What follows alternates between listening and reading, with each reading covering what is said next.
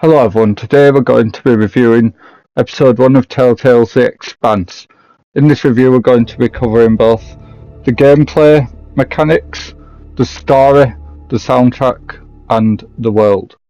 Basically everything, and of course the characters, basically everything that makes the Telltale game what it is. So our story starts aboard the Artemis, playing as fan favourite character from the Expanse universe, Kamina Drummer, and yeah, let's dive straight into the review. So we're going to start with the world of the Expanse.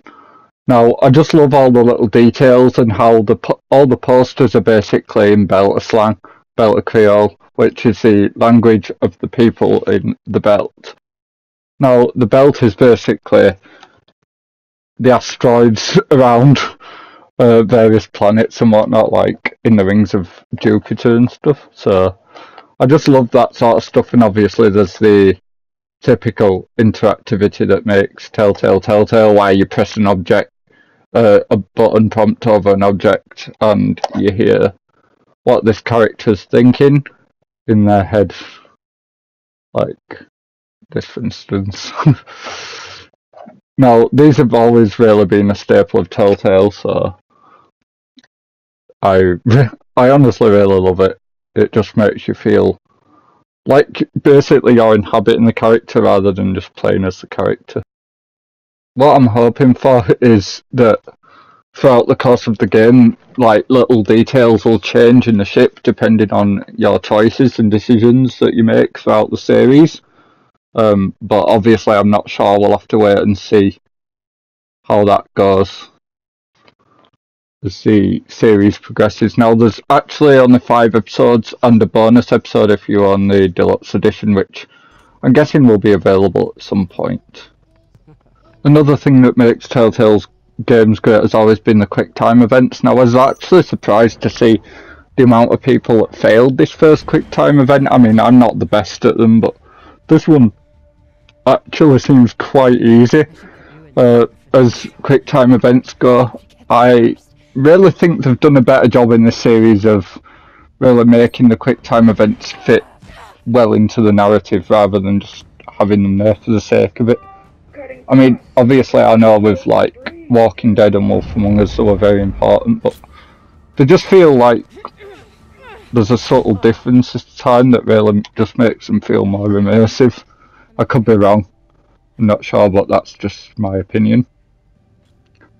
Now, there's also these little things that you can scan in the game, and as well as salvage to collect. Now, this feels more like a Dotnod game than a Telltale game. I feel like they've really taken inspiration from when they worked on the Telltale series. If you don't know, Dick Nine also did Life is Strange True Colours as well as Life is Strange Before the Storm. So I really feel like they've learned a lot while making them games to put into this game, especially with working so closely with Telltale. I feel like it's really gonna amp up the series a lot more. Now, as you can see, yes, you can walk on walls as your character basically wears mag boots, which are magnetic boots. Basically, you need them for 0G, which is another important feature in this game, as you can see. Now, the controls actually feel pretty responsive, they are very smooth. Obviously they're not the most hyper realistic, but like I haven't really had any trouble with them, although I could see some people getting motion sick.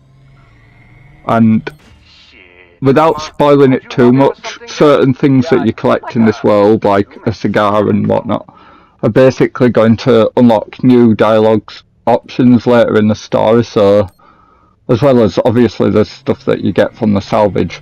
And this really makes you feel like more of a part of the crew, rather than just being a collectible for the sake of collectible.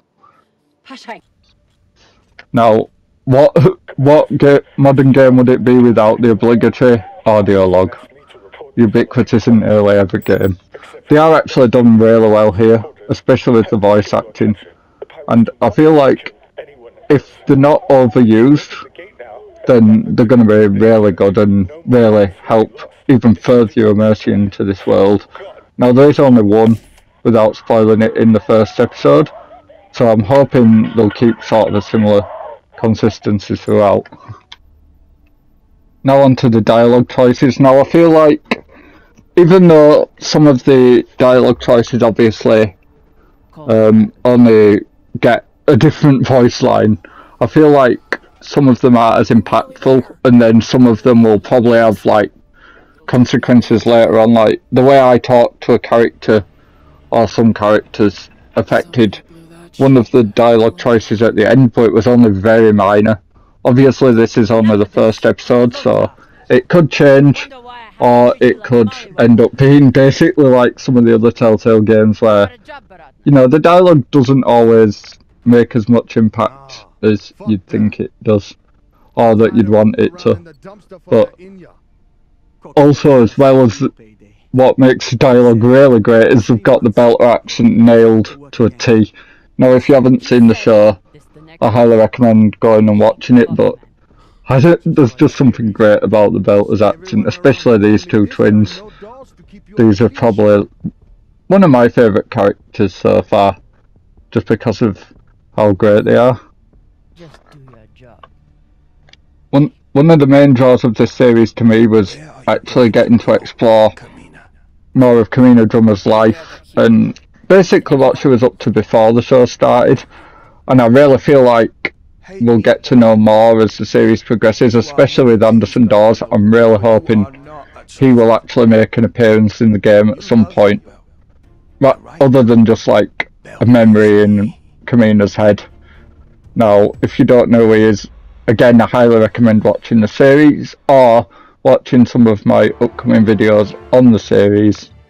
I just love these little like atmospheric talks. The Expanse series, not just the TV show, but the books are known for these sort of really cinematic moments where you get to bond with the characters and really empathise with them, and also see like the different standpoints of, say, a character that's grown up in the Belt versus a Martian or an Earther. I feel like that's something that really sets the series apart from maybe other science fiction works, especially in TV as well. But it's nice getting to see. So now lastly we're going to talk a bit more about the story and basically summarise this first episode. I think the story so far, there's a lot of tension, a lot of stakes.